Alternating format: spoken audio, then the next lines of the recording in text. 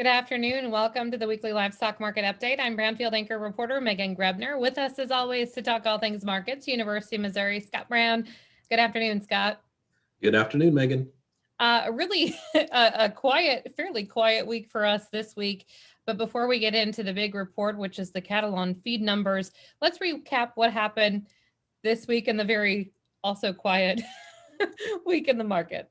Yeah, that's right, boy. Weather certainly played a role in what we did this week. If we start on the cattle side, live cattle this week, I'll say firm, not a lot of change relative to the previous week. If you look at feeder cattle markets, really nothing to test. I think we might have had one feeder cattle auction that actually made it this week, given all the weather concerns. If you look at the beef side, we got strength in terms of box beef this week. We were up $2.80 on the choice box beef price. We had strength across the board in all those components. That now puts that box beef price $31 above where we were a year ago at this time. That's something to get excited about. If we go on the hog side, cash barrel and goat prices were up $3.75 this week. The lean hog futures contract for April was down 22 cents. The pork cutout value also gained this week, up $4. It's strength in almost all the components there. Bellies really led the way. Also, the pork cutout value is almost $27 above where it was a year ago at this time. When we take a look at those numbers, specifically the box beef prices, pork cutout values as well, does that give us a pretty good feeling going into the start of the year, as we're, I guess, really heading into the third month of the year? It does, and I remind folks that we're still doing comparisons to previous year that are pre-COVID-19, really. We got to get here mid-March before we'll have to really start being careful in that previous year kind of comparison. But we're starting off with these product prices very, very strong. To me, maybe it continues to show us that the demand side is showing some strength as we move forward, and we're just maybe in a much better position from balance of supply and demand as we get into 2021 here. All right, let's talk slaughter numbers. You alluded to this a little bit earlier. Weather has been a factor in all aspects of the markets this week. As we take a look at this week's slaughter numbers, let's talk a little bit about cattle and hog runs. Yeah, if you look at what USDA is estimating for the week ending February 20th, so 552,000 head of cattle this week. That was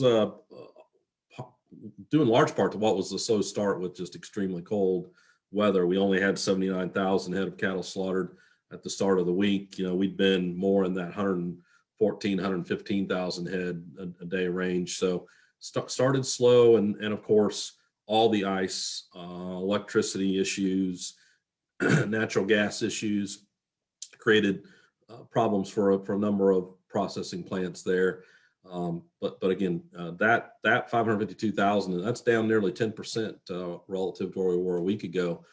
Just like for cattle on the hog side as well, we were down hard this week. A run of 2.438 million head is expected for the week ending Feb 20. That's down 8%. Similar story in hogs relative to cattle in terms of processing plant slowdowns as we dealt with the cold, the lack of electricity, and natural gas. However, you look a little bit more broadly here, year to date, we're down 5.5% on cattle slaughter. We're down 4.6% on hog slaughter. Stronger demand and weaker slaughter numbers, that's a good combination to get some higher prices for us. Also, I would wonder if it's, yes, we're down, but these aren't small and tiny slaughter runs by any means every day that we're seeing these numbers. Yeah, that absolutely is true. We still have big numbers.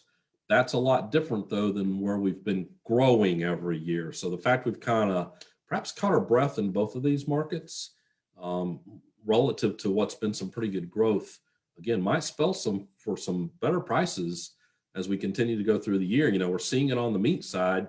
I think at some point that translates into some higher cattle and hog prices as well. The demand side is definitely at play as well. Let's talk a little bit about how things are looking for fiscal year 21 as the USDA released some figures this week. Yeah, some good news, I think, out of their FY21 estimates.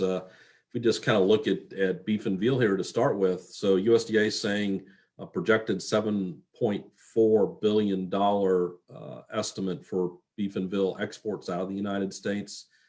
That's up from their estimate they made back in November by about $300 million. But that's about $800 million above where we were in FY20. So growth on the beef side.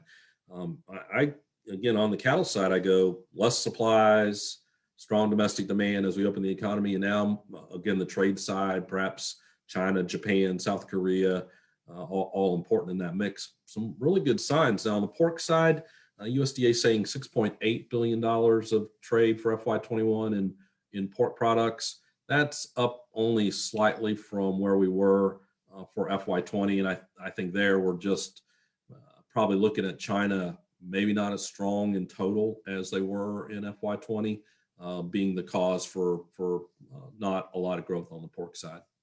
We continue to talk about the role that demand will play in profitability for livestock producers in this coming year. And I don't think that story will change anytime soon. So Megan, it's interesting that thank goodness we've got some good demand signals coming here and higher prices, I hope, as we have to deal with what I expect will be higher feed costs, at least for the next few months of 2021, and until we can get a better handle on what kind of crop we might grow this year in the United States. It's nice to have some output price growth to offset what are going to be higher feed costs. That ending stocks number and the demand that we're seeing globally for corn and soybeans has to be a little alarming as livestock producers are figuring out and penning their bottom line. Yeah, absolutely. So soybean stocks in particular for me, boy, mighty tight in terms of just pipeline stocks is what USDA is telling us. Volatility is not always bad. I say that because, we're going to get planting intentions out here at the end of March. We had USDA this week giving us their expected 92 million acres of corn and 90 million acres of soybeans. I always go, there are opportunities when numbers are bigger than the trade expected for lower feed costs. We should think about that as a livestock industry of taking advantage of those opportunities, at least to get some short-term needs taken care of. If you don't, just like I think we're going to get out here this summer, and any kind of dry weather will get us run up in prices. Stocks are so tight. Good weather will get us push down.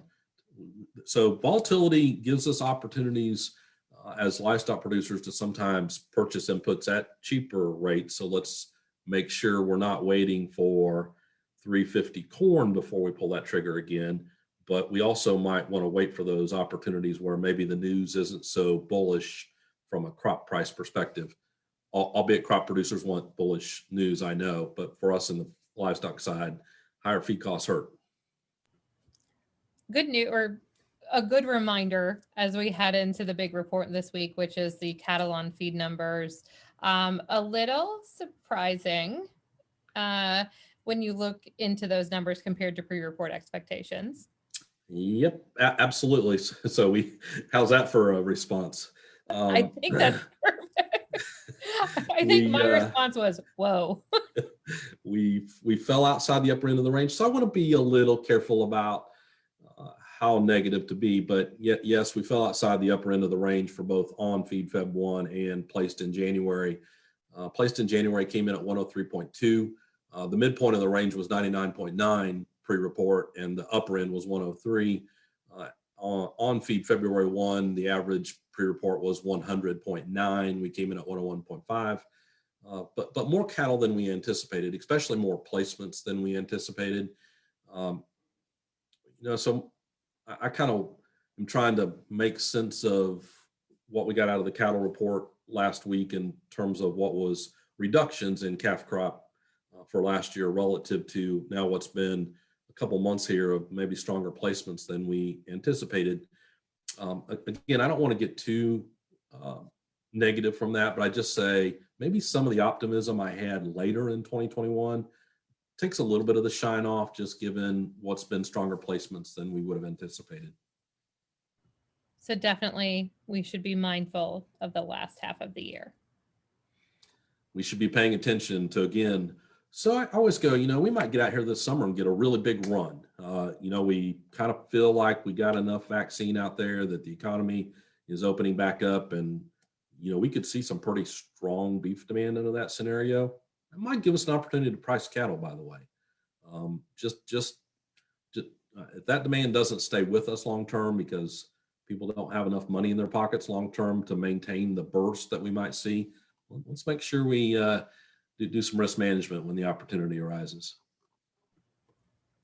A good reminder, Scott Brown. Absolutely. As we look ahead to next week, a little bit busier week for us next Friday. That's right. I hope busier and warmer week next week for us. Man, I will tell you, my dad, along with so many farmers and ranchers throughout the country, are in thoughts and prayers and thankful for their persistence, perseverance, and love and desire for this industry to go out and raise cattle and hogs and anything in this type of weather and battling through it. So yes, I'm with you. Higher temperatures. It's supposed to be 45 here tomorrow. It'll be like shorts and a t-shirt. Yeah, exactly. I go, my memories of these kind of cold days on the farm were that everything took about 10 times more effort to get accomplished than when it wasn't so cold. And I'll say one of the few times I don't miss being on the farm is when it's 0 degrees out there. So I feel for all the folks who are out there calving or doing other things. I remember how many times trying to get waters unfrozen in this kind of weather. It just is also tough. So appreciate everybody that's been out there grinding through what's been a pretty tough week, but a warmer week and on more data. So we get cold storage next Tuesday. We get livestock slaughter on Thursday, and we finish the week with the restaurant performance index. And for all of you who are out there braving the weather and doing what you do because of your passion and love for this industry, we definitely thank you as well. Scott, good to see you. We will talk to you next Friday. That sounds great, Megan.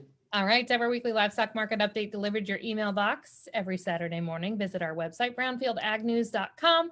You can also submit questions and comments there as well.